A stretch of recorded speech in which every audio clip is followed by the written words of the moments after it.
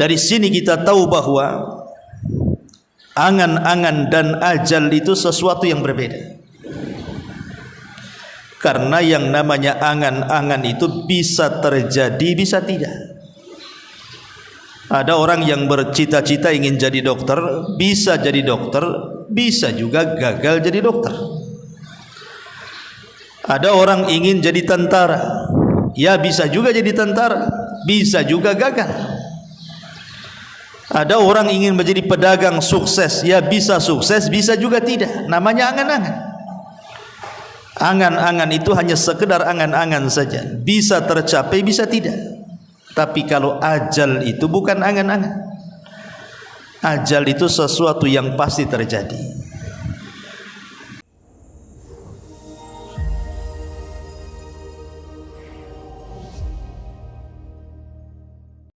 Kita mulai. Bismillahirrahmanirrahim. Assalamualaikum warahmatullahi wabarakatuh.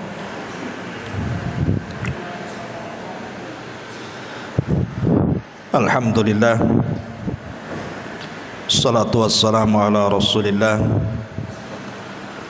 wa ala alihi wa sahbihi wa mawalah wa la hawla wa la quwata illa billahi wa ba'du. Alhamdulillah, di pagi hari ini kita bisa duduk kembali untuk thalabul ilmi. Dan sebelumnya saya minta maaf karena beberapa minggu ke belakang ini memang banyak acara. Kemarin safar ke Jawa, pulang-pulang ngantar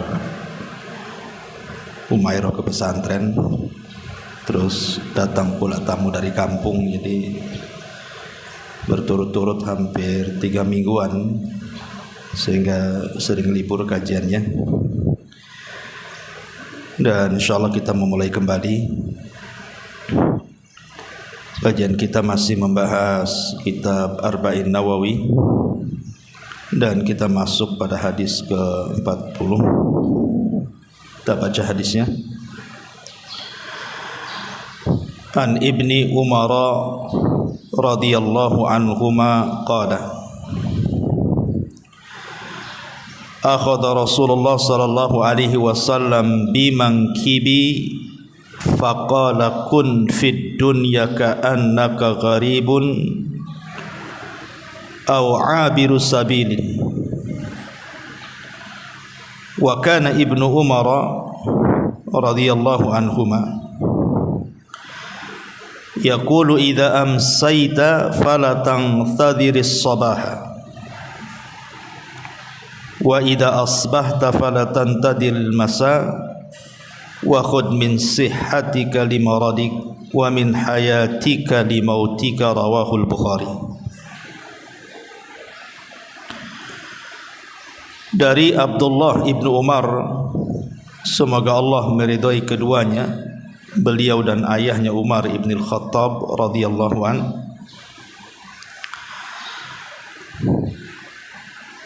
beliau berkata, Rasulullah sallallahu alaihi wasallam satu hari pernah memegang kedua pundakku seraya bersabda, jadilah engkau di dunia ini seperti orang asing ataupun seperti musafir. Kemudian Ibnu Umar radhiyallahu anhu berkata, jika engkau berada di sore hari, jangan menunda-nunda datangnya pagi hari. Dan jika engkau di pagi hari, maka jangan menunda-nunda sampai datang sore hari. Pergunakanlah masa sehatmu sebelum sakitmu, dan masa hidupmu sebelum kematian. Hadis ini dikeluarkan oleh Imam Al-Bukhari dalam sahihnya. Baik. Ma'asyiral muslimat yang dimuliakan Allah Subhanahu wa taala. Hadis ini disebutkan oleh para ulama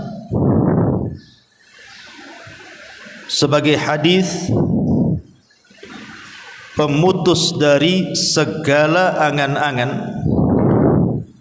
Maksudnya angan-angan dunia, dan seseorang diingatkan dengan dekatnya kematiannya.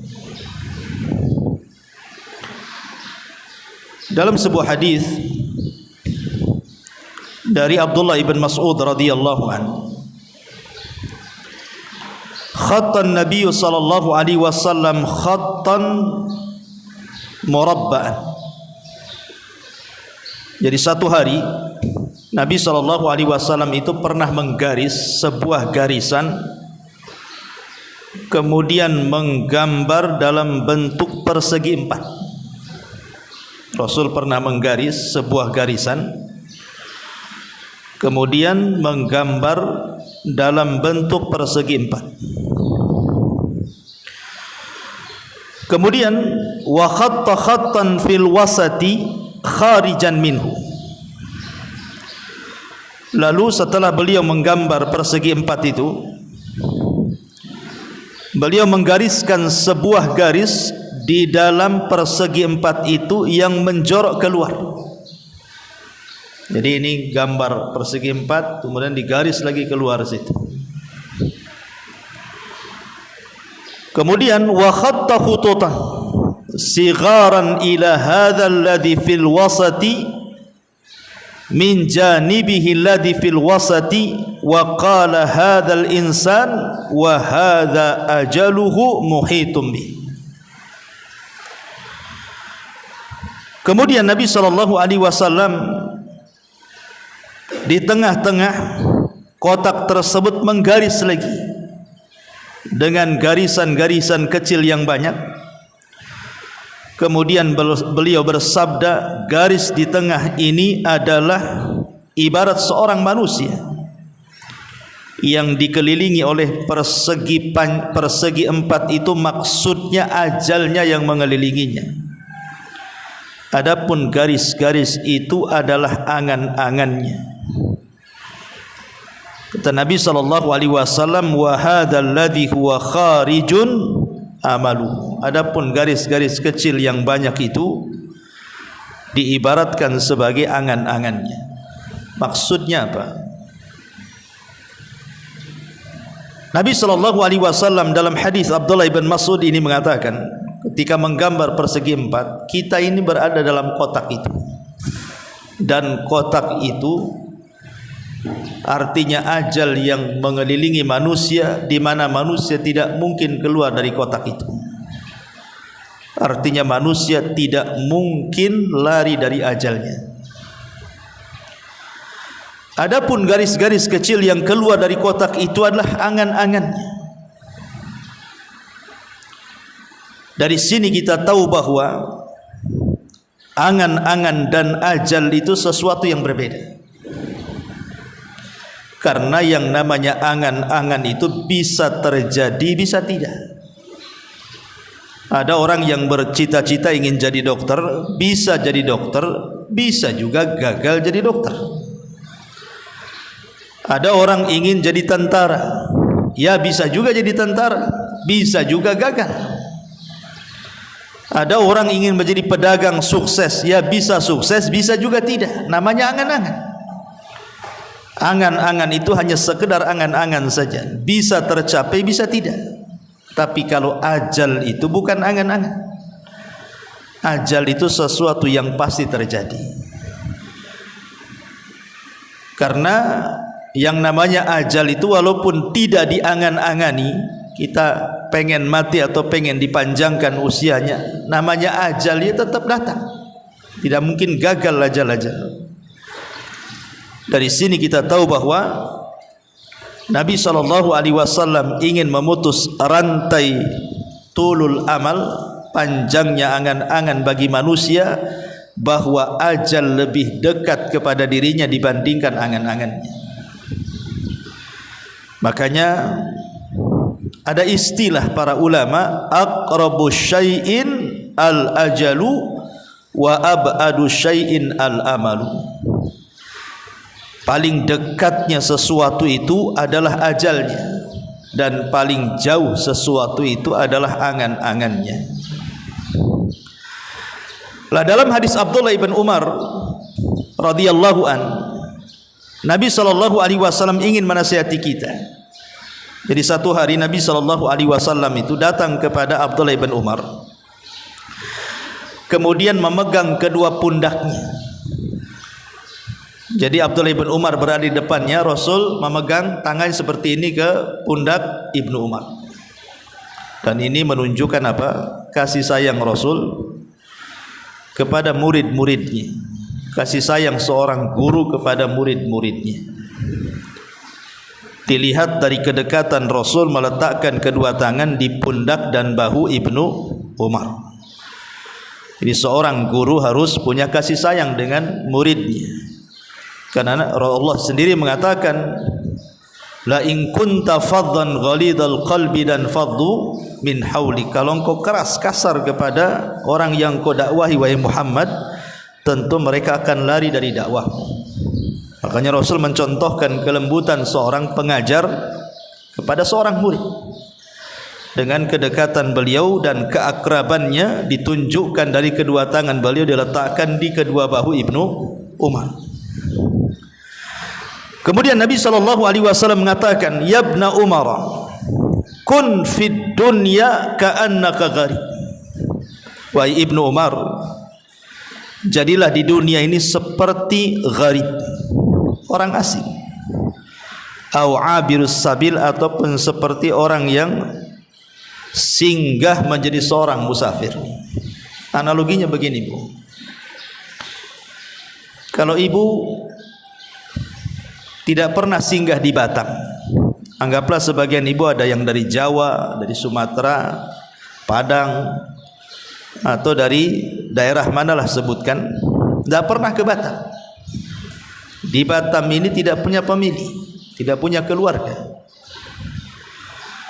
dan Batam ini hanya sekedar kota transit saja, karena tujuannya bukan ke Batam. Boleh jadi ibu mungkin mau ke Singapura atau ke Malaysia. Hanya Batam ini tempat transit saja. Tidak ada saudara, tidak ada kawan, tidak ada siapa-siapa. Datanglah ibu ke Batam hanya sebagai seorang musafir hanya, ataupun transit saja, karena ingin tujuannya kan ke Malaysia atau ke Singapura. Mustahil orang yang transit terpikir macam-macam. Tidak mungkin ibu datang ke Batam terus tanya harga apartemen Habibie, mau beli di situ, ataupun tanya harga tanah berapa satu kaplingnya, atau tanya macam-macam. Tidak mungkin. Orang namanya transit hanya transit saja. Umumnya orang transit itu tidak mungkin tanya-tanya, karena dia tidak lama di situ, hanya singgah pergi lagi, karena harus melewati Batam masalahnya. Lah seperti itulah dunia, kata Nabi SAW kepada Ibnu Umar. Jadi dunia itu transit saja, karena tujuan kita akhirat. Tidak mungkin di dunia ini kemudian tanya rumah, tanya ini, tanya itu, sebagaimana orang asing ketika singgah di sebuah kota, karena dia nggak kenal orang, takut ditipu orang juga kan itu kalau tanya-tanya. Makanya Nabi SAW memberikan sebuah hikayah, permisalan kepada Ibnu Umar yang sangat dalam, dan mengatakan, kun fid dunya ka'annaka gharib au abirus sabil. Jadilah engkau di dunia seperti orang asing. Yang namanya orang asing itu pasti akan banyak tanya, pasti juga akan takut, pasti akan berharap cepat pergi dari situ. Au abirus sabil, ataupun seorang musafir. Karena seorang musafir itu tidak mungkin lama di tempat safarnya. Kalau bisa secepat mungkin dia pergi dari situ supaya sampai kepada tujuan. Lah Ibnu Umar ini radhiyallahu an paham dengan hadis ini, sangat paham dengan hadis ini. Makanya kenapa Ibnu Umar kemudian berkata, saking pahamnya dengan nasihat Nabi SAW, kata beliau, idza amsayta fala tantadir sabah wa idza asbahta fala tantadir al-masa wa khudh min sihhatika limaradik wa min hayatika limautik. Jika engkau di sore hari, maka segeralah beramal, jangan menunggu di waktu pagi. Dan jika engkau di waktu pagi juga segera beramal, jangan nunggu di waktu sore. Ambillah di waktu sehatmu sebelum sakitmu, dan di waktu hidupmu sebelum kematian. Ma'asyiral muslimat yang dimuliakan Allah Subhanahu wa taala, Abdullah ibn Umar radhiyallahu anhuma sampai-sampai dijelaskan dalam biografi beliau ini bagaimana zuhudnya beliau dan memegang amanah Nabi sallallahu alaihi wasallam untuk dijadikan dunia ini sebagai tempat persinggahan seorang musafir atau orang yang asing yang sampai di situ. Abdullah ibn Mas'ud radhiyallahu anhu sampai memuji Ibnu Umar dan mengatakan, inna amlaka syababi Quraisyin li nafsihi anid dunya Abdullah ibn Umar. Orang yang paling bisa menahan dari pemuda-pemuda Quraisy untuk dirinya terhadap dunia, aku tidak melihat kecuali Abdullah ibn Umar radhiyallahu anhu. Ini pujian daripada Abdullah ibn Mas'ud radhiyallahu anhu. Makanya Al-Hafidh Adz-Dzahabi dalam kitabnya At-Tadhkirah, jadi satu hari manusia datang kepada Ibnu Umar radhiyallahu anhuma dan menawarkan kekuasaan. Itu di zaman fitnah tuh. Dan ketika itu tidak ada yang lebih mulia yang masih hidup kecuali beberapa sahabatlah, salah satunya adalah Abdullah ibn Umar radhiyallahu anhuma. Jadi orang-orang ini datang kepada Ibnu Umar dan mengatakan, anta sayyidun nasi wa ibnu sayyidihim. Ibnu Umar, engkau ini pemimpin sekarang dan engkau putra pemimpin, karena dia putra Umar bin Khattab. Wan nasu bika radun, manusia sudah berkumpul, mereka mau menjadikan kamu sebagai pemimpin kami. Wa nahnu nubayyi'uka, dan kami siap membaiatmu. Jadi manusia datang dari mana-mana meminta kepada Ibnu Umar untuk siap dibaiat dan menjadi pemimpin mereka, karena kala itu terjadi kekosongan pemimpin. Tetapi Ibnu Umar radhiyallahu anhu mengatakan, la, tidak, wallahi, demi Allah, sampai bersumpah, tidak, demi Allah. Beliau mengatakan, wala yuhraqu fi mahjamati damin, aku tidak mau ada satu tetes darah pun tertumpah di negeri ini. Karena biasanya apabila terjadi kekosongan pemimpin kemudian rebutan menjadi pemimpin, pasti terjadi peperangan, kan itu. Makanya Ibnu Umar lebih baik menghindar dari fitnah. Padahal sudah jelas-jelas loh kekuasaan di hadapan dia. Manusia sudah redha. Kebanyakan manusia mendukung Ibnu Umar, tapi Ibnu Umar menolak karena takut ada satu tetes darah tertumpah di negeri itu. Kalau sekarang, ya jangan begitu. Sekarang pilih saya, jangan pilih dia. Saya paling hebat, dia tidak hebat. Bahkan bayar buzzer lagi kan, untuk memenangkan supaya menjadi pemimpin. Karena di zaman sekarang ini sudah hilang zuhud masalahnya. Zuhud yang hilang itulah maka mengakibatkan seseorang itu akhirnya rakus dengan kekuasaan. Dan ini tahu salah satu daripada serapan nasihat Nabi SAW kepada Ibnu Umar. Maka Ibnu Umar betul-betul mempraktikkan sampai urusan kekuasaan saja dia lari, tidak mau, karena dia tahu tanggung jawabnya seperti apa. Ma'asyiral muslimat yang dimuliakan Allah Azza wa Jalla, sampai satu hari disebutkan dari Samir Ar-Riyahi, dari bapaknya dia mengatakan, jadi Ibnu Umar radhiyallahu anhu ini satu hari syariba ma'an, dia meminum air yang sangat dingin sekali, air mineral yang sangat dingin diminum oleh Ibnu Umar. Fabaka fashtadda buka'u, tiba-tiba Ibnu Umar menangis dan semakin menjadi tangisannya. Faqila lahu, dikatakan kepada Ibnu Umar, wa ma yubkika ya Ibnu Umar, apa yang membuat anda menangis wahai Ibnu Umar? Maka Ibnu Umar mengatakan, tadzakartu ayatan fi kitabillah, karena aku teringat satu ayat dalam Al-Quran. Wahila bainahum wa baina ma yashtahun fa'araftu anna ahlan nar la yashtahuna syai'an syahwatuhumul ma' wa qad qala Allah azza wa jal afidu alaina minal ma' au mimma razaqakumullah. Karena Ibnu Umar teringat dengan permintaan penduduk neraka kepada penduduk sorga dan mengatakan, berilah kepada kami setetes air atau makanan yang Allah rizkikan kepada kalian. Dan ini permintaan terakhir penduduk neraka di dalam neraka. Karena permintaan mereka, pertama mereka minta kepada Allah Subhanahu wa taala agar dikeluarkan dari neraka. Tetapi Allah Subhanahu wa taala justru tidak mengajak bicara penduduk neraka.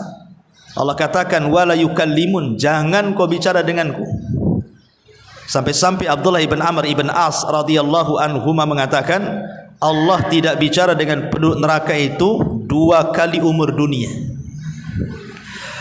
Kemudian yang kedua, karena Allah Subhanahu wa taala tidak mau bicara kepada penduduk neraka, maka penduduk neraka meminta kepada malaikat Malik, wazanatun nar, penjaga neraka, agar Allah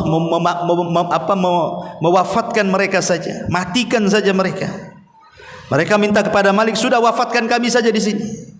Karena mereka sudah tidak tahan dengan azab Allah. Tapi malaikat Malik mengatakan, innakum makithun, kalian tidak akan mati dan kalian akan tetap hidup di neraka. Kemudian permintaan yang ketiga, ketika mereka tidak bisa meminta kepada malaikat Malik agar Allah mewafatkan mereka, maka mereka pun meminta kepada para penjaga neraka agar yukhaffif alainal adzab, Allah meringankan azab kepada kami. Tapi para penjaga neraka pun mengatakan, kalian tidak akan diringankan dan kalian akan selamanya disiksa. Ketika kemudian mereka tidak sanggup meminta kepada para penjaga neraka yang lainnya, barulah mereka melirik kepada penduduk surga dan mengatakan, an afidu alaina minal ma' au mimma razaqakumullah, berikan kepada kami setetes air atau makanan yang Allah rizkikan kepada kalian. Tapi penduduk surga pun menolak dan mengatakan, innallaha harramahu ma'alal kafirin, Allah haramkan keduanya, maksudnya minuman dan makanan, kepada orang-orang kafir. Maka gagallah 4 permintaan penduduk neraka ini. Lah Ibnu Umar ketika membacakan ayat ini, an afidu alaina minal ma' au mimma razaqakumullah, dia menangis. Dan sejak itulah dia hilang kecintaannya kepada dunia dan tumbuh kerinduannya kepada akhirat. Dan itu bentuk bagaimana Ibnu Umar paham dengan nasihat Nabi SAW, hendaklah dia menjadikan dunia sebagai tempat safar atau orang asing. Makanya kalau kita lihat biografi Ibnu Umar itu, Ibnu Umar ini beliau tidak pernah makan kecuali ada orang yatim ataupun orang miskin yang menemani dirinya. Kalau tidak ada anak yatim, tidak ada orang miskin, dia tidak akan makan. Jadi makannya itu bersama orang fakir dan orang miskin. Kalau tidak ada orang fakir miskin, dia akan makan dia. Dan itu menunjukkan apa? Zuhudnya beliau. Dari sini kita paham kalau sedikit menggali biografi Ibnu Umar radhiyallahu anhuma, Ibnu Umar sangat memahami nasihat Nabi sallallahu alaihi wasallam. Baik kita kupas sedikit isi daripada hadis Nabi sallallahu alaihi wasallam. Di sini Nabi sallallahu alaihi wasallam mengatakan nasihat kepada Ibnu Umar, kun fid dunya ka'annaka gharib aw 'abirus sabil. Jadilah wahai Ibnu Umar, engkau ini seperti orang asing ataupun orang yang lewat di sebuah tempat kemudian singgah dan berlalu dari situ, alias musafir. Isa bin Maryam alaihi salatu wassalam pernah menasihati tentang masalah dunia. Apa kata Isa bin Maryam? Isa bin Maryam mengatakan, uburuha wa la ta'muruha. u'buruha wa la ta'muruha. Dunia ini hendaklah kalian lewati dan jangan kalian makmurkan di dalamnya. Kata Isa bin Maryam, dunia ini cukup dilewati, tidak perlu dimakmurkan di dalamnya. Karena kita hanya lewat saja. Buat apa dimakmurkan? Waktu, tenaga, biaya kita habiskan di dunia sehingga ketika datang kematian semua ditinggalkan. Makanya kata Isa, lewati, jangan dimakmurkan. Kenapa demikian? Al-Imam Ibnul Qayyim rahimahullahu ta'ala mengatakan, muhibbud dunya la yanfaku min thalathin. Pecinta dunia ini tidak lepas dari 3 perkara. Orang kalau cinta dunia pasti tidak lepas dari 3 perkara, kata Ibnu Al-Qayyim rahimahullahu ta'ala. Apa itu? Hammun lazimun wa ta'abun daimun wa khasratun la yanqadi. Yang pertama, kegelisahan yang terus menerus. Yang kedua, kecapean dan keletihan yang tidak berujung, dan penyesalan yang tidak pernah berhenti. Yang pertama, kesedihan dan kegelisahan yang terus menerus. Yang kedua, kecapean dan keletihan yang berkelanjutan. Dan yang ketiga, penyesalan yang tidak pernah berhenti. Inilah dunia. Coba kita perhatikan, dunia ini lebih banyak membuat sedih dibandingkan senang. Cobalah perjalanan ibu dari kecil, bagaimana ibu rasakan sejak kecil itu, senang atau tidak? Kemudian setelah menginjak remaja, kemudian dewasa, kemudian menikah, kemudian punya anak, rasanya lebih banyak sedih dibandingkan bahagia. Dan kesedihan itu selalu lewat. Apabila datang kebahagiaan, datang lagi kesedihan. Kayaknya nggak pernah berujung tuh. Kemarin saja baru tertawa, hari ini pula sudah menangis. Kemarin baru bahagia, hari ini pula sudah gundah gulana. Begitu juga capek letih. Siapa yang tidak capek di dunia ini? Stres, bu. Mikir macam-macam kan, mikir itu. Mikir pengen punya rumah, pengen punya tanah, pengen punya uang, pengen punya baju, tas, macam-macam orang di dunia ini. Dan itu kan tidak ujung-ujung ada kan, harus mencari, lelah letih. Kadang-kadang nekan pula suaminya untuk membelikannya, padahal dia tahu kemampuan suaminya seperti apa. Ya karena dunia ini melelahkan. Ujung-ujungnya penyesalan. Kenapa? Karena sudah dikumpul-kumpul pun ditinggalkan. Makanya ada istilah hakikatud dunya at-tajmi'u wat-tafriqu. Hakikat dunia itu, ibu kumpul-kumpulkan sudah banyak, ibu tinggalkan.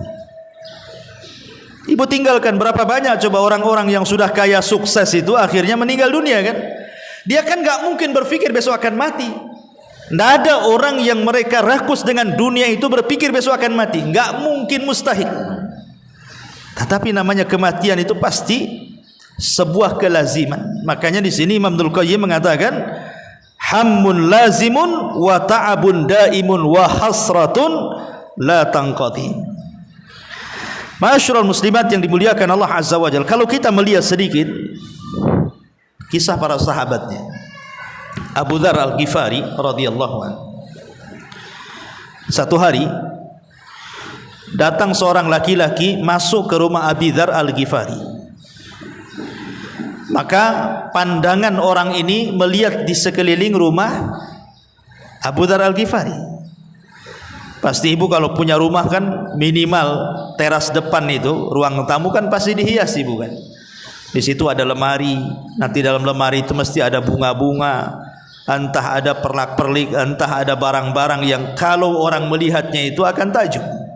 Kursinya pun yang bagus, mejanya yang bagus, toplesnya aja yang bagus, sampai warna riasnya pun harus cantik kan gitu.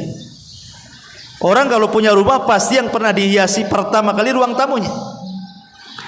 Lah orang ini masuk, melihat di sekeliling rumah Abu Dzar Al-Ghifari radhiyallahu anhu. Fata'ajjab, dia pun heran. Kemudian mengatakan, ya Abu Dzar, aina mata'ukum? wahai Abu Dzar, kok rumah ini kosong? Kok tidak ada barang-barang, nggak ada kursi, nggak ada meja, nggak ada lemari, nggak ada macam-macam, kosong blong rumahnya, hanya ada tikar kecil saja. Kemudian kata Abu Dzar, inna lana baitan nuwajjihuhu ilaihi salihah mata'ina. Sesungguhnya ini bukan rumahku loh. Kata Abu Dzar, ini bukan rumahku. Rumahku itu adalah rumah yang kelak aku akan sampai di sana. Dan disitulah engkau akan melihat barang-barangku yang sangat indah yang tidak pernah kau lihat. Maksudnya apa? Surga. Jadi Abu Dzar Al-Ghifari mengingatkan kepada orang ini bukan rumahku. Rumahku di sana. Kalau di sini engkau tidak melihat barang-barang yang indah, nanti lo di sana aku akan melihatnya. Kemudian kata Abu Dzar Al-Ghifari radhiyallahu anhu mengatakan, innahu la budda laka min mata'in ma dumta hahuna. Kemudian orang ini ngomong sama Abu Dzar, Abu Dzar, ya paling tidak adalah barang-barang yang kau bisa nikmati selama kau berada di sini dan belum pindah ke sana. Masa nggak ada sama sekali? Kan kamu masih hidup di sini, belum hidup di sana, gitu maksudnya. Maka Abu Dzar dengan tegas mengatakan, inna sahibal manzil la yada'una fihi. Sesungguhnya pemilik rumah ini tidak mungkin meninggalkan barang-barang yang harusnya ada di sana diletakkan pula di sini. Saya tidak mau. Maunya saya semua yang ada di sini ada di sana. Dan ini menunjukkan apa? Zuhudnya para sahabat Nabi SAW. Dan ini senada dengan kisahnya Abu Ubaidah ibn al-Jarrah radhiyallahu anhu. Jadi Umar radhiyallahu anhu ketika menjadi khalifatul Islam sepeninggal Abu Bakar Siddiq radhiyallahu an mengerahkan pasukan untuk membebaskan Baitul Maqdis dalam perang Qadisiyah. Lah ketika itu pemimpin perang adalah Abu Ubaidah ibnul Jarrah menggantikan Khalid ibn Walid. Jadi ketika Baitul Maqdis ini sudah dikuasai kaum muslimin dan kunci Baitul Maqdis siap diserahkan kepada Amirul Mukminin Umar bin Khattab, Abu Ubaidah menyurati Umar agar datang dari Madinah ke Syam untuk mengambil kunci Baitul Maqdis. Karena syaratnya yang mengambil kunci itu adalah Umar, pemimpin kaum muslimin. Berangkat Umar dari Madinah menuju Syam. Sebelum kemudian Umar tertuju kepada Baitul Maqdis, dia ingin melihat kondisi rumahnya Abu Ubaidah, tenda perangnya itu. Jenderal perangnya itu hidupnya seperti apa? Jadi Umar ibn Khattab radhiyallahu an kemudian singgah di tenda Abu Ubaidah ibnul Jarrah, satu di antara 10 sahabat yang dijanjikan masuk surga itu. Kemudian setelah Umar masuk, beliau melihat di sekitar tenda, di dalam tenda itu kok tidak ada barang-barang, kok kosong itu tenda itu, padahal dia jenderal perang. Oh, kalau sekarang jenderal, kita lihatlah mantan jenderal itu, bisnisnya di mana-mana, rumahnya di tengah kota, besar luar biasa. Itu mantan jenderal di zaman sekarang kan gitu. Ini masih menjabat. Abu Ubaidah ibnul Jarrah ini masih menjabat, belum pensiun, belum purnawirawan. Jadi Umar ini melihat di sekitarnya, falam yara syai'an, dia tidak melihat sesuatu, satu barang pun tidak ada di tenda itu. Jadi Umar mengatakan, aina mata'uk, mana barang-barangmu? La ara illa labidan wa suhfatan ila akhir. Aku tidak melihat kecuali hanya benda-benda yang tidak ada harganya. Hanya mungkin piring untuk makan, gelas untuk minum gitu.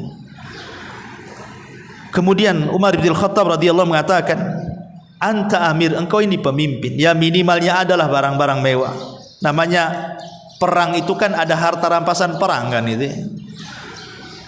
Apalagi yang diserbu ini bukan negara miskin, yang diserbu ini negara Kisra, negara kaya adidaya, otomatis kan kekayaannya banyak itu. Kalau menang dapat harta ghanimah itu kan macam-macam, emasnya, peraknya, ya kasur empuknya, ya barang-barang mewahnya, barang-barang megahnya kan mesti dapat lah kan, tidak mungkin tidak. Kok tidak ada di tenda itu barang-barang berharga sedikit pun. Jadi Umar mengatakan, wa anta amir, kau ini pemimpin.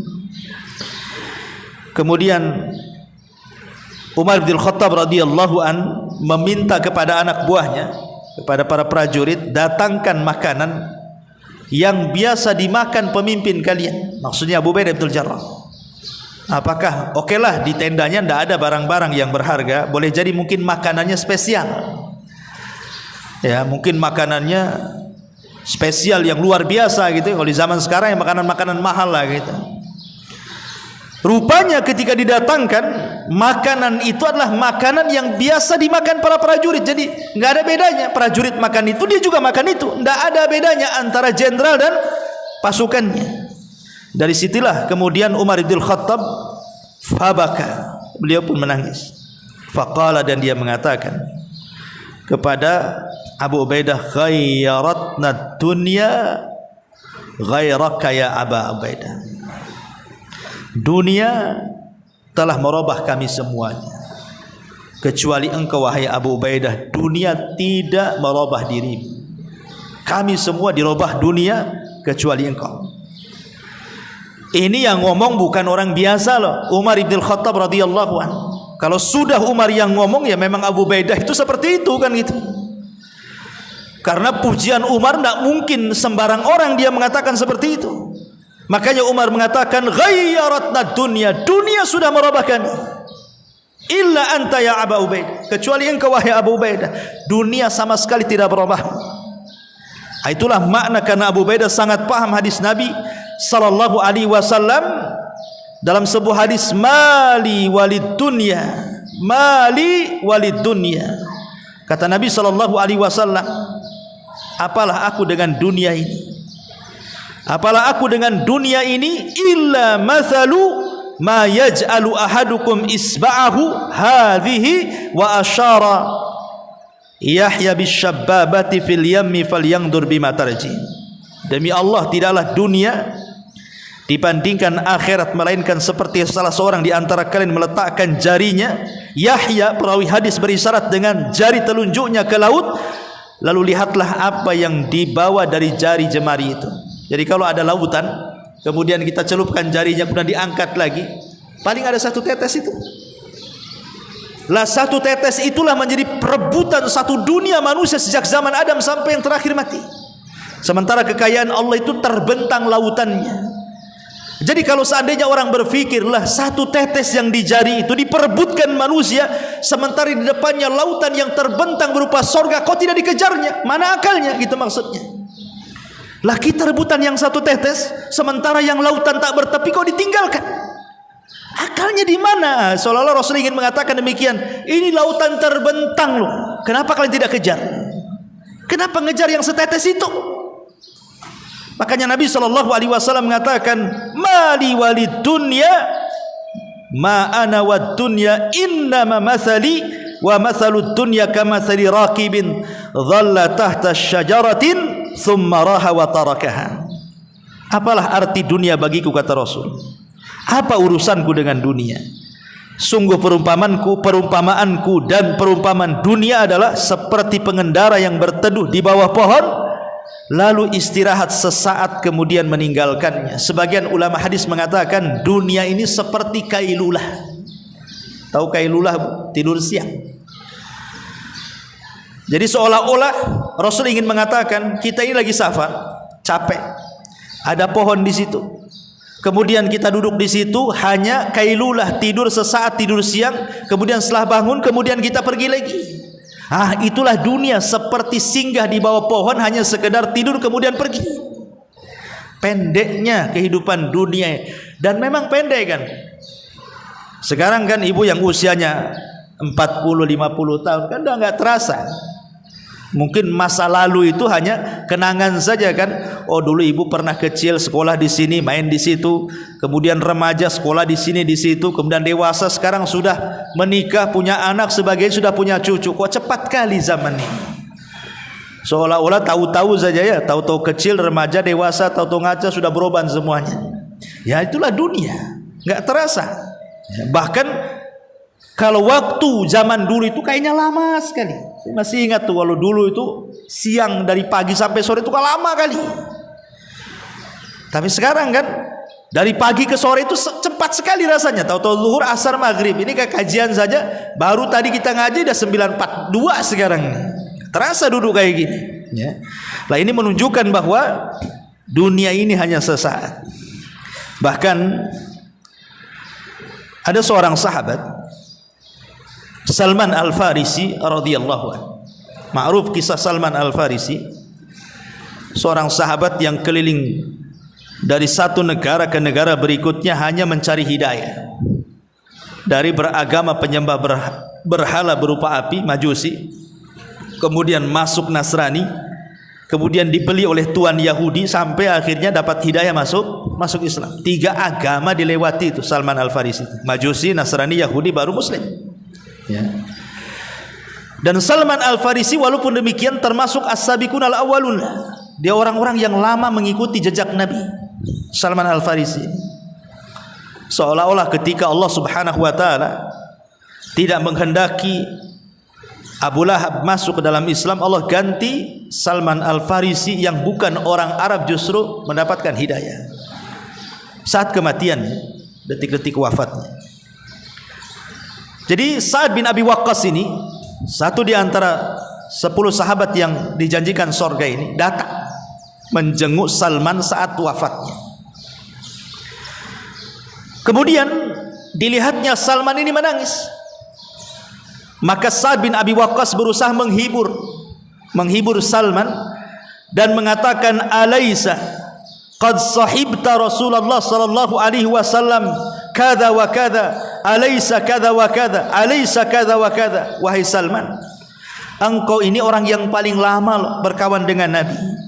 Sekian dan sekian waktu engkau sudah berbuat begini dan begitu bersama Nabi. Engkau sudah berbuat begini dan begitu bersama Nabi. Jadi Sa'ad bin Abi Waqqas berusaha menenangkan Salman karena ketika itu menangis saat detik wafat itu. Diingatkan dengan kebaikan, dan ini sunnah hukumnya. Kalau ibu ziarah kepada orang sakit, maka yang dibicarakan tidak boleh kecuali kebaikan. Tidak boleh ibu bicara soal keburukan di ruangan yang ada orang sakit di situ. Nggak boleh. Tetapi ceritakan kebaikan, kau ini orang baik, atau diceritakan ke kawannya biar dia dengar. Sayang dia sakit, jadi dia orang baik, mudah-mudahan Allah sembuhkan dia, supaya dia dengar waktu sakitnya. Ya, karena di sini Sa'ad memberikan contoh kepada kita, menjelaskan kepada Salman bagaimana jasa beliau dulu dan bagaimana pertemanan beliau dengan Nabi sallallahu alaihi wasallam. Qala Salman, tapi Salman mengatakan, dia mengatakan, ma'abki wahidatan minal isnain. Aku bukan menangis karena satu di antara 2 perkara. Kata Salman, aku menangis bukan karena satu di antara 2 perkara. Kemudian Salman mengatakan, ma'abki dhannan lid dunya wala karahiyatan lil akhirah. Demi Allah aku mati bukan karena aku terikat dengan dunia. Aku tidak mau meninggalkan dunia, bukan itu. Bukan pula aku membenci akhirat. Karena orang mati itu cuma 2 nih. Kenapa orang itu kemudian saat kematiannya sulit, sehingga kemudian terkadang di antara mereka itu harus koma berbulan-bulan loh, bertahun-tahun. Ada Allah siksa seperti itu orang tuh. Gak mati-mati. Ada orang koma bertahun-tahun itu. Boleh jadi karena dipersulit kematian. Kan ada orang yang mati itu ketika berwasiat, yang diwasiatkan itu urusan dunia, padahal dia akan berpisah dengan dunia. Aneh itu. Tolong jaga tanah tanah bapak, tolong jaga tanah ini, tanah itu, ini perusahaan tolong jaga. Dia sendiri akan berpisah dengan perusahaannya itu, dengan tanahnya. Masih juga berwasiat dengan dunia, kan akalnya hilang tuh. Oh, dia mau berpisah dari dunia, kok wasiat dengan dunia pula. Kecuali kalau wasiatnya kebaikan, tolong nah ini sepertiganya wasiatkan, kasihlah untuk masjid, kasihlah untuk anak yatim, jelaskan itu ya. Tapi ada sebagian orang tidak berpikir ke situ, sehingga terjadilah karahiyata lil mauti, benci kematian dan benci akhirat. Kata Salman, aku menangis bukan karena takut meninggalkan dunia atau benci dengan akhirat, walakin kata Salman, akan tetapi Walakin Rasulullah sallallahu alaihi wasallam ahida alayya ahdan. Dulu Rasul pernah berjanji kepadaku dan aku pernah berjanji kepadanya. Aku khawatir janji yang pernah aku berikan atau Rasulullah SAW janjikan kepadaku, aku tidak bisa menepatinya. Kemudian dia mengatakan, fama arani illa qad ta'addaitu, dan aku tidak pernah melihat pada diriku kecuali aku sudah melampaui janji itu. Aku belum bisa menepati janji yang dijanjikan Rasul kepadaku. Lah saat ini mendengar Salman mengatakan seperti itu, heran. Jangan-jangan Rasul juga pernah janji kepada dia dan dia belum melaksanakannya.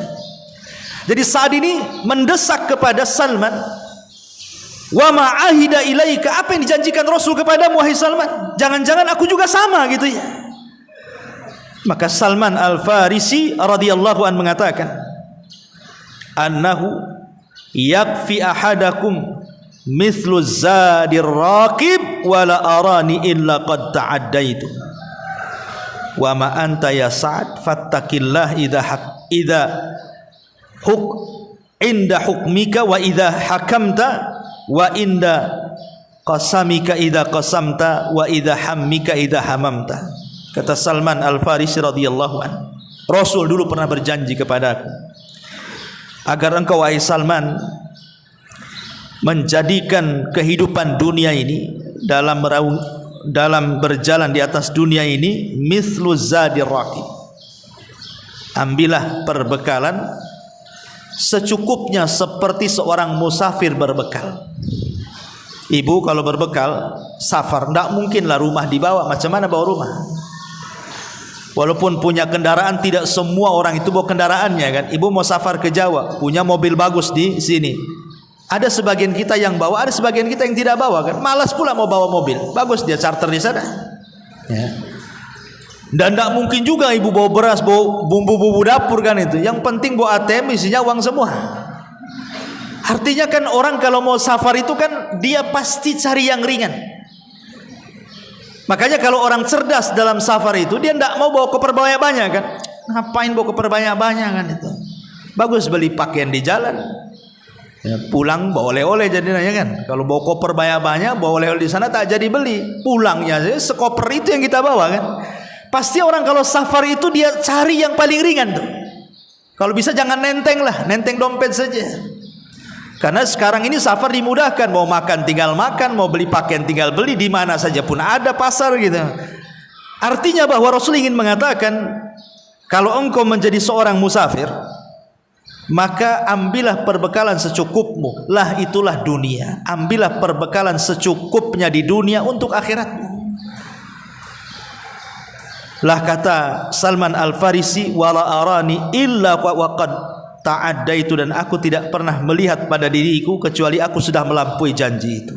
Adapun kau wahai Sa'ad, mumpung kau masih hidup, bertakwalah kepada Allah dalam hukummu apabila engkau berhukum, dalam pembagianmu apabila engkau membagi, dalam cita-citamu apabila engkau bercita-cita. Dari kisah tiga sahabat ini radhiyallahu anhum menunjukkan bagaimana mereka mengajarkan kepada kita tentang pentingnya zuhud dan tentang bahayanya panjang angan-angan. Inti daripada nasihat-nasihat para sahabat ini bahwa di sini ada faedah tentang pentingnya zuhud dan pentingnya seseorang itu untuk tidak memperpanjang angan-angan. Kenapa demikian? Malik ibn Dinar, seorang ulama salaf, mengatakan, arba'un minasyaqa, ada 4 perkara termasuk kecelakaan manusia. Kalau ibu masuk dalam 4 perkara ini celaka. Kata Malik ibn Dinar rahimahullahu ta'ala, yang pertama qaswatul qalbi. Ibu kalau keras hati, ini bahaya ya, jangan keras hati. Yang kedua jumudul aini. Ibu kalau susah menangis, susah menangis, baca Quran susah menangis, susah diingatkan akhirat juga susah menangis ya. Karena itu akibat dari keras hati kan. Kalau sudah keras hati pasti mata susah menangis ya. Tapi kalau lembut hatinya pasti mata akan mudah menangis. Kemudian yang ketiga, tulul amal, panjang angan-angan, yang berakibat kepada yang terakhir, wal hirsu ala dunya. Dari panjang angan-angan itulah akhirnya seseorang rakus terhadap dunia. Sudah tidak kenal mana halal mana haram, yang penting dapat dunia. Ini kata Malik ibn Dinar, 4 perkara kalau ada pada hidup manusia celaka dia. Hatinya keras, mengakibatkan susah menangis. Otaknya panjang angan-angan dunia, berakibat dia pun rakus terhadap dunia tanpa menyaring apakah dunia yang diambilnya halal ataukah haram. Makanya kata ulama, kalau ingin sembuh dari tulul amal, panjang angan-angan, lakukan 2 perkara. Kalau orang ingin sembuh supaya tidak terlampau panjang angan-angannya, lakukan 2 perkara. Yang pertama, ingat bahwa annaka rahilun, engkau ini akan pergi dari dunia. Ingat bahwa kita ini akan pergi dari dunia. Tidak mungkin kita selamanya di dunia. Dan itu kita saksikan di sekitar kita hari-hari. Ada yang meninggal kan, ada yang bayi meninggal, kita saksikan. Ada yang anak remaja meninggal, kita saksikan. Ada yang sudah tua juga meninggal, kita saksikan. Bahkan sebagian ibu mungkin ada yang memandikannya, mengkafaninya, dan kita saksikan itu. Artinya dunia ini tidak mungkin lama. Kemudian yang kedua, alaika biziaratil maqabir. Sekali-kali bagi wanita itu boleh berziarah kubur, tetapi bagi laki-laki hukumnya sunnah. Sering ziarah kubur, tapi perempuan boleh ziarah kubur, tapi sekali-kali, jangan sering. Dan inilah 2 perkara. Ingat bahwa kita tidak akan kekal di dunia, dan ingat dengan ziarah kubur bahwa saudara kita juga sudah mendahului kita dari kematian. Para nabi meninggal, orang-orang soleh meninggal, bahkan manusia yang paling sombong, bejat sekalipun seperti Namrud, Fir'aun, Qarun dan yang lainnya juga meninggal. Maka 2 perkara ini bisa mengobati orang itu supaya tidak panjang angan-angan. Kenapa mengingat kematian? Karena orang yang panjang angan-angan itu karena sudah tidak ingat kematian. Makanya sering saya contohkan, Bu, ada orang sudah tua, usianya mungkin sudah 60, 70 tahun, sudah kaya dia sebenarnya, perusahaannya banyak, rumahnya bagus, kendaraannya ada, rekeningnya gendut. Seandainya dia tidak kerja, loh, duduk saja itu, sampai mati tidak akan habis tuh kekayaannya. Harusnya orang-orang yang sudah dekat dengan kematian itu kan fokus tuh ke masjid, baca Quran, zikir. Dia tahu dia akan meninggal. Tapi kenyataannya orang yang justru ketika sudah tua ingat kematian itu lebih sedikit ketika dibandingkan dia masa muda. Karena makin sibuk dunianya, buat cabang sana, cabang sini, makin sombongnya nampak gitu kan. Lah ini kan karena tidak mengingat kematian tadi. Sudah tua tapi tidak ingat kematian, disiksa dengan dunianya. Lah sebab yang kedua, karena dia tidak pernah ziarah kubur. Coba kalau dia sering ziarah kubur, nampak gitu ya, bahwa tetangganya dikubur di sini, tetangga depan dikubur di situ, kawan sekolahnya dia dikubur di sini. Mungkin dia berpikir bahwa, oh kemarin saudara saya, kemarin kawan saya. Boleh jadi sekarang atau besok atau lusa mungkin saya.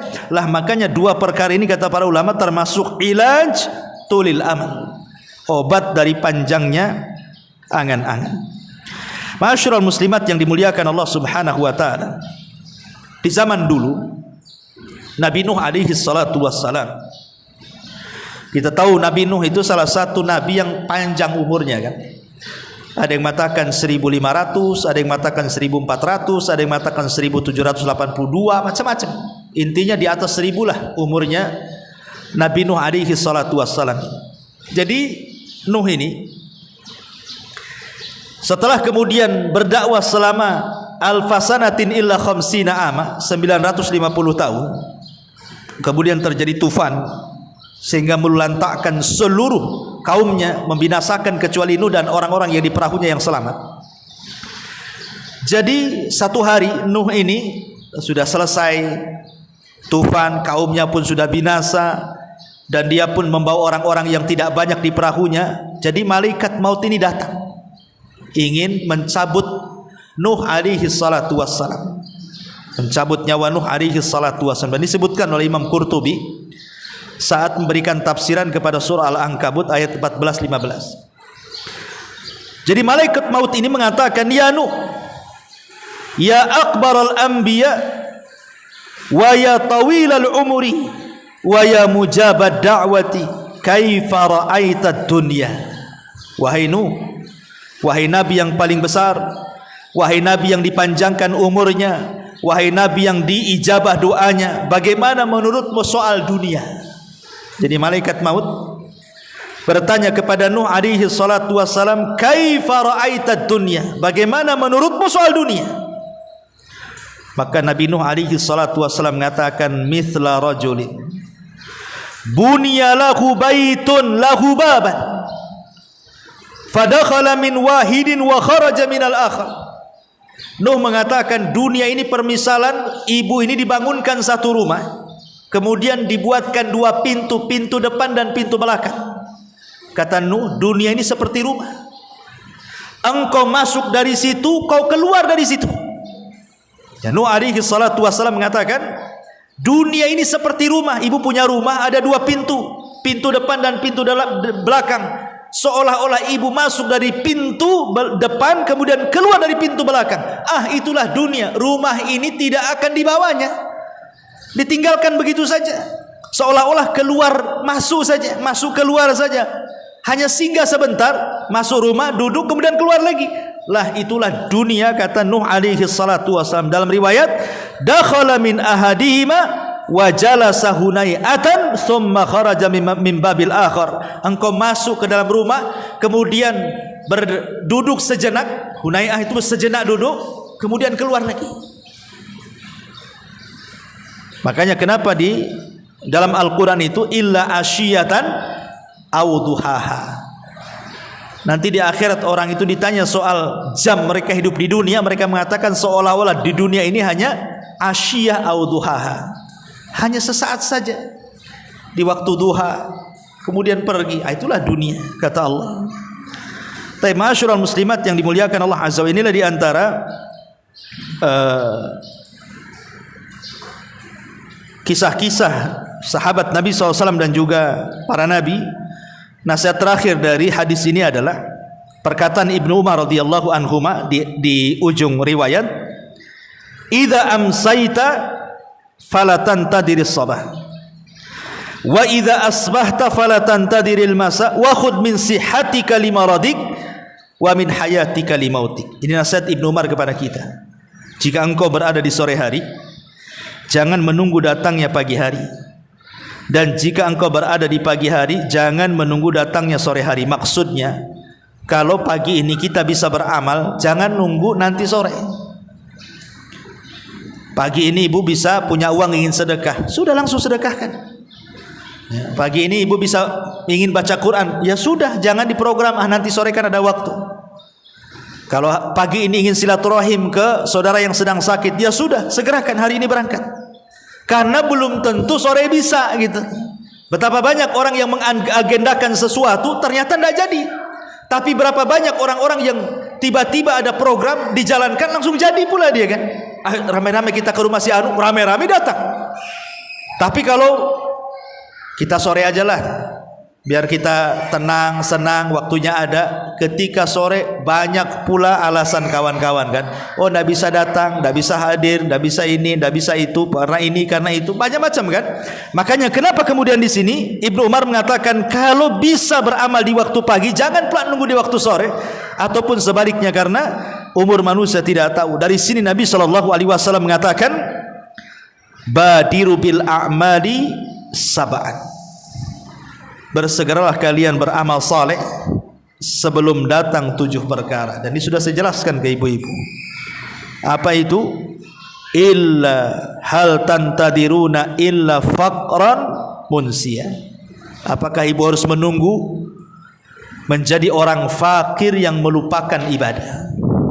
Nah, sekarang mumpung ya walaupun tidak miskin sekali, tetapi kan cukup hidupnya, walaupun tidak kaya sekali tetapi cukuplah. Masih bisa lah ibu datang ke majelis taklim, masih bisa sholat duha, masih bisa berinfak walaupun tak banyak gitu kan. Kalau memang bisa lakukan, jangan sampai datang kefakiran yang melupakan. Karena orang fakir itu, ada orang fakir itu kalau diajak ibadah pikirannya tidak akan nyambung. Kenapa? Nggak bisa saya datang ke pengajian. Besok saya makan apa? Ini kerjaan banyak. Kalau saya tak kerja, keluarga makan apa? Akhirnya lupa ibadah tuh. Karena kefakiran yang melalaikan tadi. Ataupun yang kedua, ghinan mutghiyah. Ketika fakir berangan-angan, nanti kalau sudah kaya ingin haji, kalau sudah kaya ingin sedekah, kalau sudah kaya ingin betul-betul bantu, tapi sudah kaya melampaui batas. Nggak ada satupun yang dibantu, haji pun tidak, umroh pun tidak mau berangkat. Ya. Ataupun yang ketiga, maradan mufsidah. Jangan menunggu sakit yang mendudukkan ibu sehingga tidak bisa bergerak. Orang sakit itu bu, hanya angan-angan saja. Saya lihat ada orang di stroke ya kan, ditaruh di kursi roda itu. Dia ngomong pun tak bisa, udah menyon gitu ya mulutnya, kakinya pun tidak bisa digerakkan, tangannya. Kita memandang dia saja sedih, apalagi yang merasakan. Kita melihat dia saja sedih itu. Kita sudah terpikir kalau seandainya saya yang ada di situ. Coba berpikir bu, kalau seandainya ibu melihat ada orang terduduk lagi stroke, kemudian ibu berpikir bagaimana kalau saya yang di situ? Ya kan? Tentu kan pikirannya aneh-aneh tuh kita ini, sudah ketakutan. Makanya kasihan gitu melihat orang-orang seperti, apakah nunggu seperti itu gitu ya, nunggu sakit yang tidak bisa seseorang itu bergerak untuk ibadah. Atau yang keempat, haraman mufannida, ataupun mungkin diberikan pikun. Sudah sholat dibilang belum sholat, belum sholat dibilang sudah sholat, puasa dibilang tidak puasa, sedang puasa dibilang puasa, macam-macam orang pikun itu. Ataupun yang terakhir, yang kelima, mautan mujahiza, ataupun kematian yang mendadak. Dan ini yang banyak. Atau yang keenam, dajjal, fasyarrun ghaibin yuntadhar, ataupun apakah harus nunggu dajjal dan itu sebaik-baik perkara gaib yang ditunggu-tunggu. Atau yang terakhir, awis sa'atu adha wa amar, ataukah kiamat adalah sesuatu yang sangat berat dan menakutkan. Makanya Rasul mengatakan, igtanim khamsan qabla khamsin. Kata Nabi SAW, jaga 5 perkara sebelum datang 5 perkara. Apa 5 perkara sebelum 5 perkara itu? Kata Nabi SAW, jagalah 5 perkara sebelum datang 5 perkara. Pertama, jaga waktu mudamu sebelum datang masa tuamu. Sekarang ibu, kita lihat ibu punya anak remaja lah. Kalau ibu yang sudah tua, yang anaknya sudah gadis atau anaknya sudah bujang, kita lihat kan mereka itu gesitnya luar biasa. Naik motor aja bisa ngebut-ngebutnya orang tuh. Anak muda itu kan bu, suruh ke pasar aja sebentar aja dia, kan lagi gesit-gesitnya. Dan ibu pernah merasakan itu, jalan ke sana kemari tidak punya capek. Itu anak muda tuh. Kita sudah tua ini mau jalan 1 kilo ngos-ngosannya itu, kayak buru apa gitu ya. Tapi dulu masa muda jalan beberapa kilo tuh tidak terasa kayaknya. Padahal nggak minum tuh. Kalau kita ini jalan ke sana saja duduknya 100 kali itu, duduk jalan itu ya. Artinya kan ibu pernah merasakan muda tuh. Lihat orang muda itu masih kuat, tidak punya capek, tidak punya lelah, ke sana kemari gesit. Artinya kalau seandainya masa muda itu digunakan untuk ibadah, ibadah apa saja anak muda itu bisa. Bisa semua dia.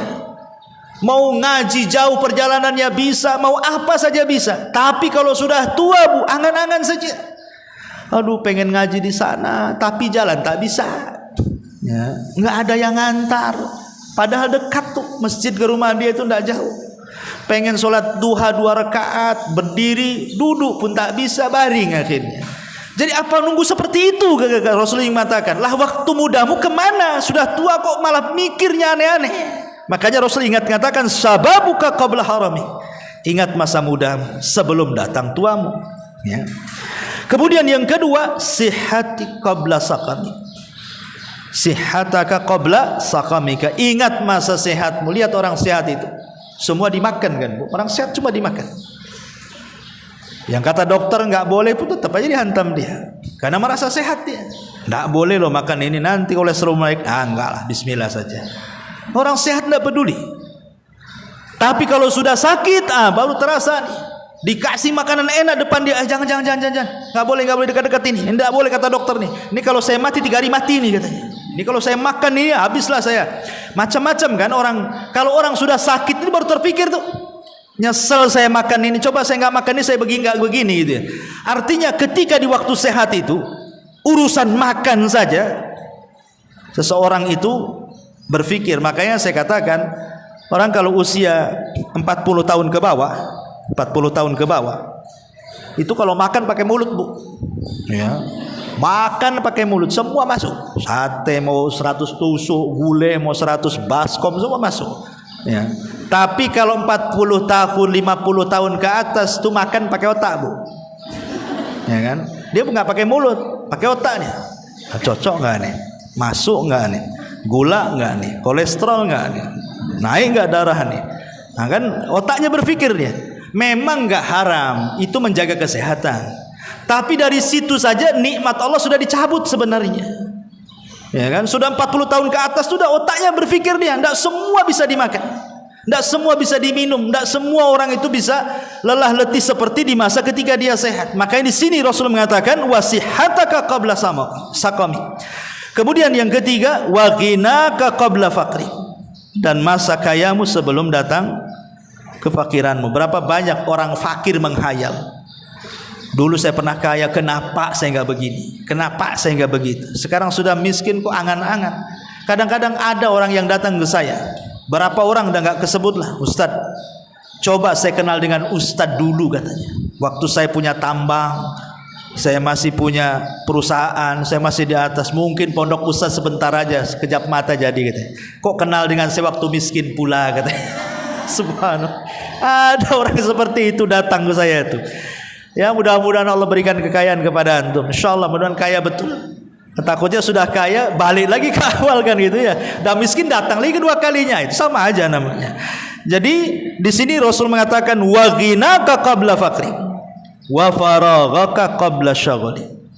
Dan masa luangmu sebelum datang sibukmu. Ini juga sering terjadi. Udah sibuk baru terfikir kenapa banyak waktu tidak belajar. Makanya kenapa Imam Ahmad ibn Hanbal rahimahullah mengatakan ta'allamul ilma, belajarlah ilmu sebelum datang masa tua. Kata Imam Ahmad, belajarlah ilmu sebelum datang masa tua.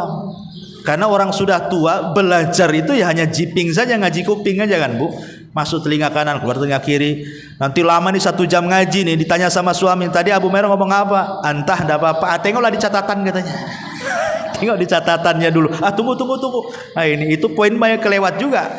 Jadi di sini menunjukkan bahwa wa faraghaka qabla syaghali. Karena kenapa dulu di masa muda mungkin ibu ini bisa ngapal? Karena kesibukannya belum banyak kan.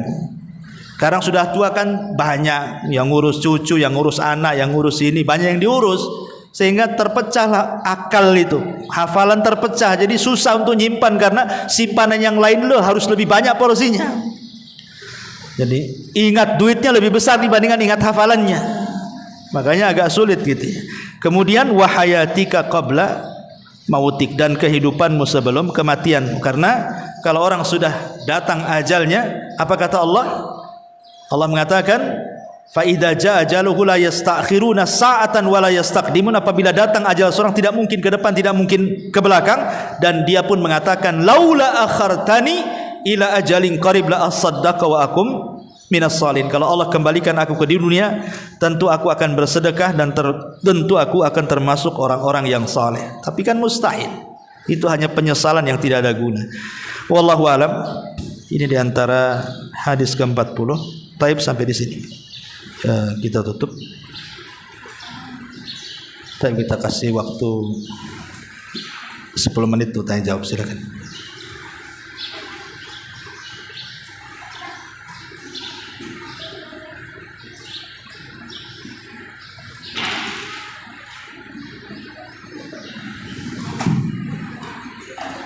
Bismillah, assalamualaikum Ustaz. Waalaikumsalam. Alhamdulillah, sudah beberapa kali kajian kita juga sudah bertanya akhirnya jawab kajiannya ternyata untuk kita semuanya.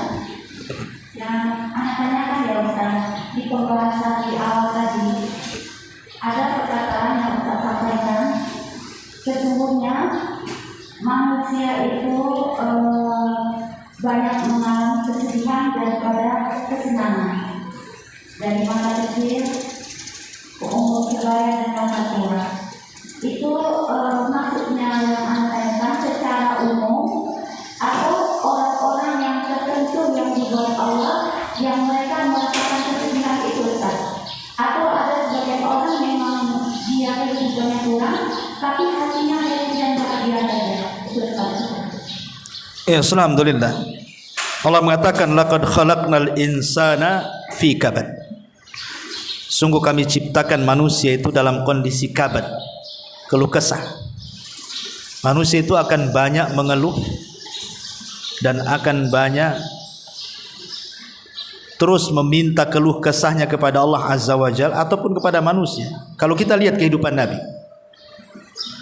Nabi itu jelas-jelas manusia yang paling mulia, tapi dia tidak pernah hidup di istana megah. Tidak pernah Nabi hidup di istana megah seperti Raja Kisra, Raja Kaisar, Romawi dan Persia. Kemudian sepanjang hidupnya ditekan. Mana ada hidup Nabi senang? Ditekan. Dikatakan gila, penyahir, tukang tenun, pemecah belah, macam-macam. Sahabatnya dibunuh. Kan kepikiran juga tuh sahabatnya dibunuh. Diintimidasi. Kemudian diusir hijrah pula ke Madinah. Sampai di Madinah perang lagi, 27 kali perang Rasul itu. Kemudian juga belum lagi musuhnya ganti pula orang Yahudi dan orang-orang Nasrani, datang pula orang-orang munafik. Macam-macam pula tuduhannya kepada Nabi. Ketika Islam sudah betul-betul di atas kejayaan, Rasul tinggal menikmati saat detik-detik wafatnya. Datang malaikat, kemudian meminta dua pilihan. Apakah engkau wahai Muhammad akan hidup selamanya di dunia dan Allah akan berikan kenikmatan sebagai balasan akan dakwahmu selama ini sampai kau menjadi seorang yang sukses, ataukah engkau meninggal dan mengikuti teman-temanmu di Rafiqil A'la? Apa kata Rasul? Ila Rafiqil A'la. Aku memilih untuk bersama teman-temanku di Rafiqil A'la. Kehidupan Nabi saja kita sudah luar biasa. Ya, anak-anaknya meninggal dunia. Semua meninggal dunia Rasul. Kecuali satu Fatimah. Itu pun 6 bulan setelah meninggal baru menyusul. Kemudian setelah hijrah ke Madinah, apa kata Aisyah? Selama kami hijrah dari Mekah ke Madinah, kami tidak pernah merasakan makanan yang lezat. Bahkan pernah terjadi datang bulan, 2 bulan, 3 bulan, dapur kami tidak ada yang mengepul satupun asap, mana tidak ada makanan di rumah Nabi. Bahkan Nabi SAW pernah diikat gitu ya perutnya dengan 2 batu karena saking laparnya.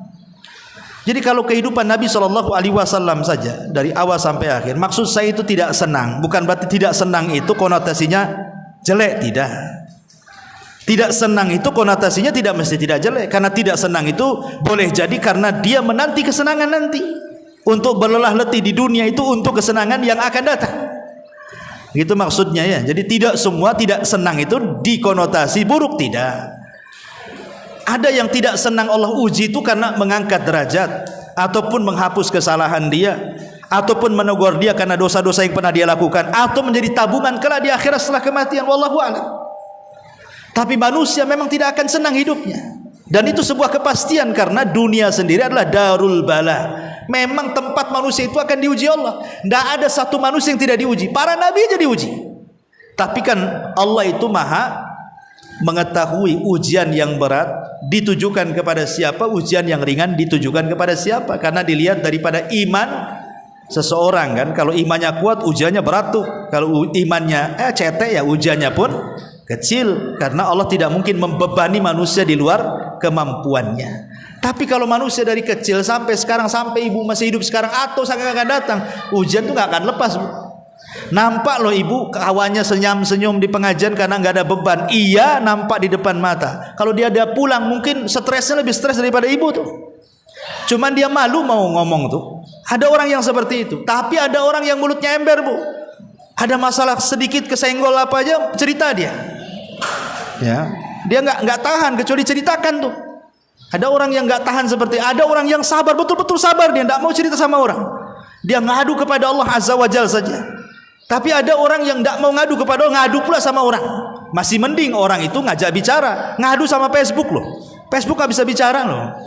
Lah kadang-kadang kan manusia itu, tapi pasti manusia diuji, dan ujian itu akan terus-terusan. Tetapi walaupun demikian kan ada busyra, kabar gembira. Inna ma'al usri yusra. Tidak semua ujian itu begitu. Nah, pasti satu kesulitan itu akan datang 2 kemudahan, 3 kemudahan, pasti akan keluar. Setelah keluar itu bukan terus keluar, ada lagi ujian yang lain kan begitu. Ya, bahasanya nelayan handal itu tidak mungkinlah dia bisa menjadi nelayan hebat kecuali dia harus menghadapi ombak yang besar. Makin ditempa ombak, makin handal dia nelayan itu. Artinya orang itu kalau banyak ujian, kalau dia lewat ujian yang kecil, ujian itu udah saya lewati itu, ya itu gampang itu, nggak terlalu stres. Tapi kalau orang nggak pernah kena ujian stres. Ya, jangan lagi soal ujian habis ludes hartanya ya. Kadang-kadang hartanya masih ada. Ya. Tetapi banyak orang-orang yang gara-gara hartanya diambil sedikit oleh Allah itu udah kayak kiamat besar, Bu.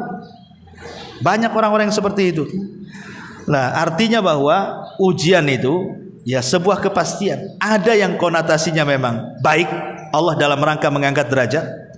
Ada yang konotasinya tidak baik, sengaja Allah menegur supaya berhenti dari maksiat. Nah, itu saja sih. Wallahu a'lam.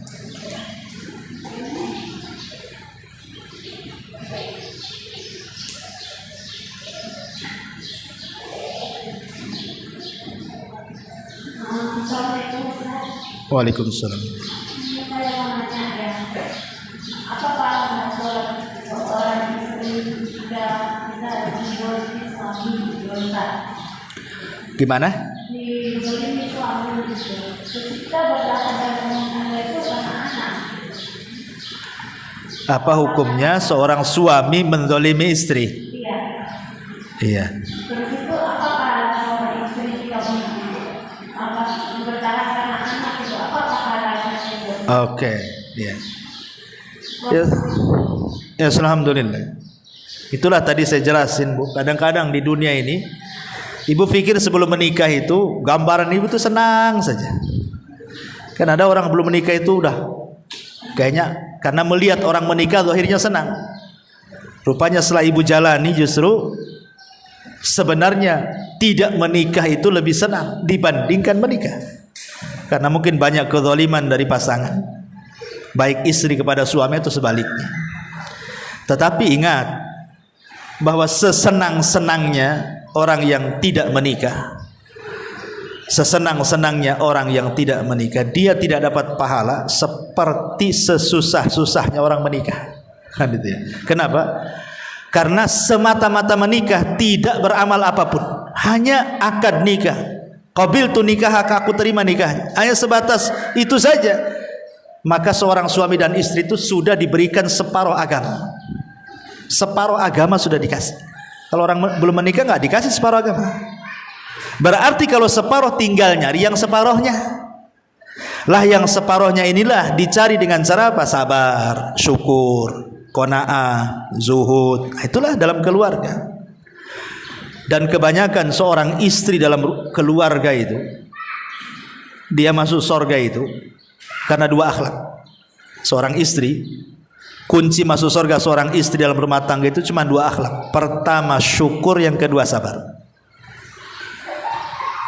Makanya kenapa Allah titik beratkan seorang wanita itu 2 perkara kan? Salat dan puasa. Idza shallatil mar'atu khamsaha. Apabila seorang wanita menjaga salat 5 waktu. Wa shamat syahraha. Kemudian menjaga puasa Ramadannya. Ingat hanya Rasul dua ibadah yang disebut, salat dan puasa. Lebihnya wa hafizat farjaha wa ta'at ba'laha. Jaga kemaluan, jaga suami. Tapi ketika Allah menyebutkan 2 ibadah, Allah sebutkan 2 saja. Jaga salat 5 waktu, jaga puasa Ramadan. Apa hikmah dibalik 2 ibadah ini? Salat itu melahirkan syukur. Dan puasa itu melahirkan sabar. Makanya ketika Nabi SAW pecah-pecah kakinya, sampai Aisyah radhiyallahu anha sebagai istri kasihan dengan suaminya karena Rasul sudah sepuh, dan mengatakan sudahlah, cukupkan yang wajib-wajib saja, tidak perlu harus tiap malam qiyamul lail sampai kakinya pecah-pecah. Apa jawaban Rasul? Rasul mengatakan kepada Ummul Mukminin Aisyah radhiyallahu anha, afala akuna abdan syakura, salahkah saya wahai Aisyah menjadi hamba yang bersyukur? Dari sini salat melahirkan syukur, ya. Dan puasa melahirkan sabar.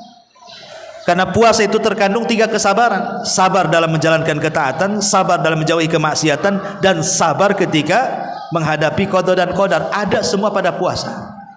Makanya ketika ahli tafsir memberikan catatan wasta'inu bis sabri was shalah, wasta'inu bis sabri was shalah, mintalah pertolongan dengan salat dan juga dengan kesabaran, maksudnya mintalah pertolongan dengan salat dan puasa. Mintalah pertolongan dengan sabar dan syukur maksudnya.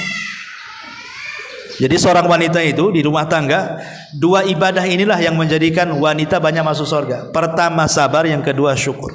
Dari 2 istimbat ibadah yang Rasul katakan tadi, salat, syukur, puasa, sabar. Nah, lakukan 2 sifat ini Bu dalam rumah tangga. Kalau ibu mau sabar dizalimi suami, sampai kapanlah suami mendolimi ibu? Tidak mungkin seumur hidup Allah ciptakan suami mendolimi itu. Mustahil Bu, mustahil. Tidak mungkin Allah ciptakan orang itu kerjanya zalim saja. Pasti ada waktu berhentinya kan? Tidak mungkin lah nggak berhenti kezaliman itu. Pasti ada berhentinya. Artinya ibu harus yakin bahwa suami tidak diciptakan untuk mendolimi ibu. Satu, kalaupun dia melakukan kezaliman, lah ketika itu suami memang sedang mengikuti syaitan. Tapi hakikatnya manusia tidak seperti itu, karena manusia itu kan fitrah asalnya. Dia menjadi jahat itu karena ada setannya di situ. Maka yang tugas ibu pertama sabar. Sabar, artinya sabar ya sabarlah. Gimana lagi mau saya dapat punya suami seperti ini. Lah ibu ini ketika ibu katakan gara-gara anak, itu ibu orang berakal namanya. Kurang apa seorang sahabiah di zaman Rasul namanya Ummu Hakim, ya.